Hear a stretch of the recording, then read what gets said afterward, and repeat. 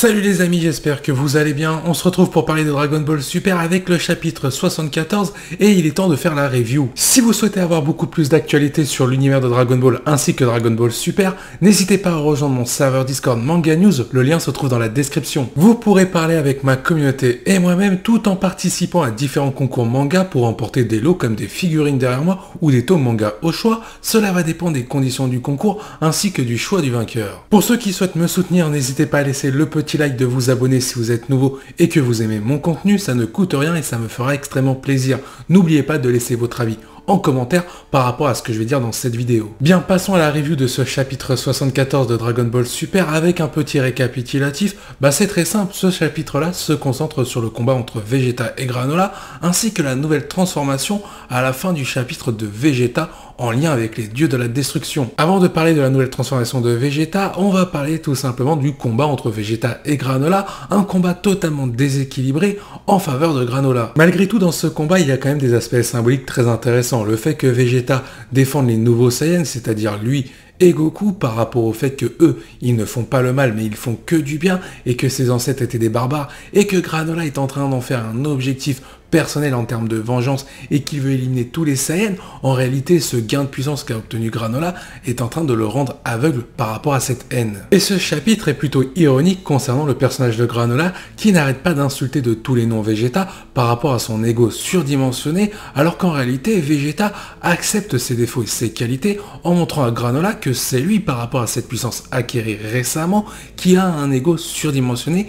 et qui pense qu'il est intouchable. Et Vegeta va le remettre un peu à sa place en lui disant que la force que tu as acquis, c'est très bien, mais il faut aussi apprendre à la maîtriser. C'est un peu la leçon de Goku face à Freezer avec la forme de Golden Freezer. Là, ce qui a été très intéressant concernant le développement de Vegeta, c'est le fait qu'il essaye de faire comprendre à Granola ses erreurs, comme les erreurs qu'avait commises auparavant Vegeta. Alors il n'y avait pas que ça pour Vegeta, mais il y en avait une partie qui était due un peu au même point commun que représente Granola. Et Vegeta essaie de montrer que la force qui rend aveugle Granola est en train de lui faire perdre bien plus de ce qu'il a perdu, notamment une partie des ruines de la ville qui a détruit Granola appartenant aux Céréaliens. Vegeta essaye de faire comprendre que cette haine aveuglante de la part de Granola est en train de lui faire perdre tout ce qu'il est en train de protéger et tout ce qu'il veut honorer. Et Vegeta, pour le coup, a raison. Malgré son combat déséquilibré, on peut dire qu'il se prend une véritable branlée. Il est même en confiance face à Granola car il sait que du côté psychologique, il va l'emporter. Et là où c'est très fort, c'est en fin de chapitre, c'est tout simplement la symbolique qui est nostalgique. Vegeta qui se fait toucher par Granola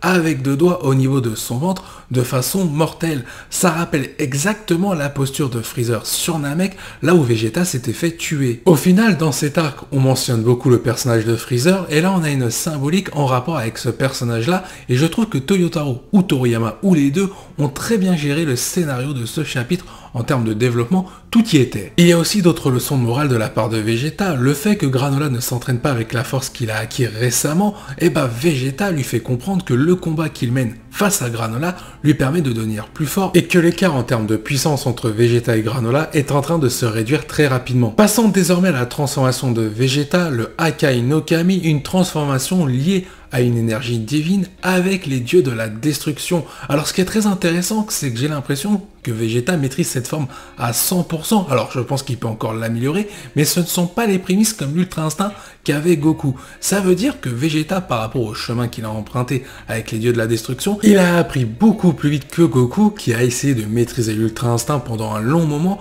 du côté des anges avec Whis. Concernant l'apparence de Vegeta sous cette nouvelle forme, je trouve qu'elle est stylée. On retrouve le super Vegeta qu'on avait eu face à Cell, avec un design légèrement ressemblant au Super Saiyan 3 de Goku par rapport au visage et notamment les sourcils qui n'y sont pas. Maintenant, j'ai peur de quelque chose concernant Vegeta. On le sait dans l'univers Dragon Ball, à chaque fois que Vegeta a un power-up, que ce soit une nouvelle technique, une nouvelle transformation, il domine le début d'un combat face à un adversaire, mais derrière, il va se faire éclater comme pas possible. Par exemple, face à Cell, quand il le bat en seconde forme, derrière, il va se faire éclater face à la forme parfaite de Cell.